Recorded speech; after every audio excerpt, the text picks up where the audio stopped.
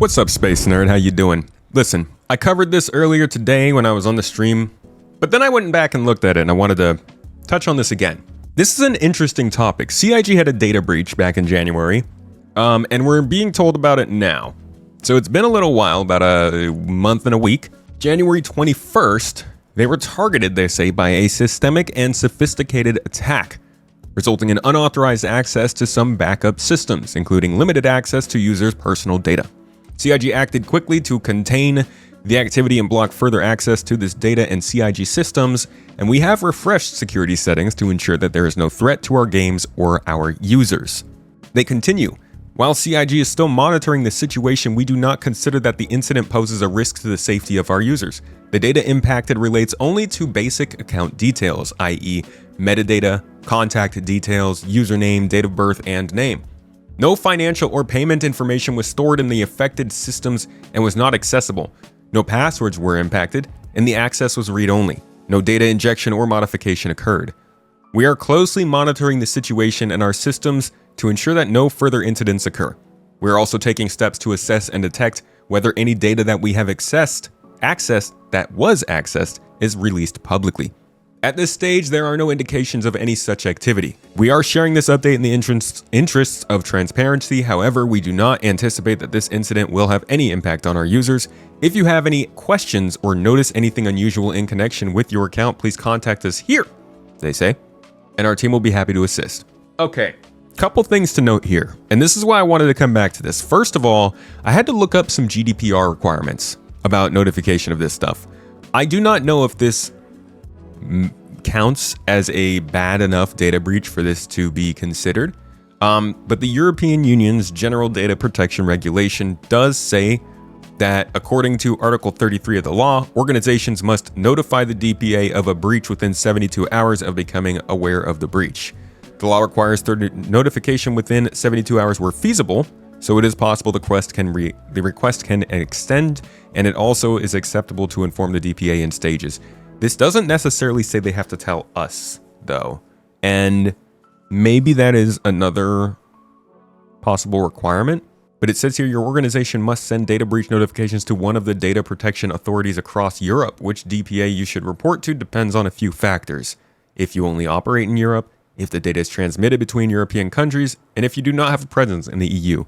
So, as far as reporting it to the government, they very well might have done that, but I'm not sure they necessarily have to report it to us to disclose to users. Let's see.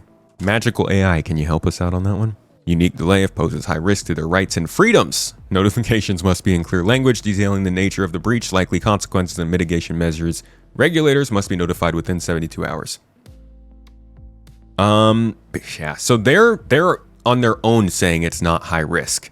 They're saying it was read-only, no data injection, not a big deal. But the metadata is a little bit interesting. Metadata could be... It's interesting they say that this won't impact our users because I could imagine this including something like what orgs people are in, which isn't a big deal, not going to be a big deal. But in the case that there is something that you're doing where you're like undercover or something, or you're not supposed to be able, like you are supposed to be able to redact your org so somebody else can't tell. Who knows? Maybe it's some Star Citizen backer that's got all the data. Now they can see what org everyone is and they can sell that information for money. That's just one piece of metadata that could be on there. It could also be ship lists for each account.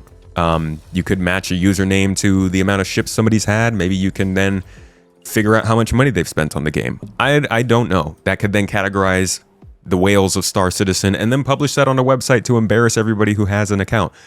There's no real knowing what the aim, goal, or possibilities of this data being breached is, especially since it just says metadata. It doesn't necessarily tell us what it is, just that it's not financial or payment information. It does include your name and date of birth, which is going to be frustrating for people who are trying to keep that stuff secret. Plenty of folks, you can find that kind of information pretty easily online, but I understand if you don't want it out there. That being said, I would just go by a fake name for a lot of stuff now. Yeah, so the two real big things with this to me are that the metadata doesn't really tell us exactly what people might be able to know. Financial risk is just one risk. There is also a lot of social engineering that can be done with this information. There are a lot of people who have a bone to pick with Star Citizen backers who could use this kind of information for stuff. So I don't know, especially if you're like more prominent or you're closely involved with the company and you have an account too, that this kind of stuff could be used against you. The other thing is just that this is kind of a weird announcement. I think this is the case of what's it called? What's her name? The woman who said the thing where if you don't pay attention to something, people pay more attention to it. This isn't, you can't find this on the website. At least not where I was looking. Maybe it's in like the service RSI status section maybe. Did they post it? Platform live deployment. Yeah, no, all of this is just like the update stuff. If you go to the website front page, there's no notification of this data breach. Obviously, it's something you want to keep quieter, but even on the comms link, which is like their kind of blog where all the stuff goes, it's not up here either. I actually don't even know how to find this link. I found it because somebody sent it to me on my stream.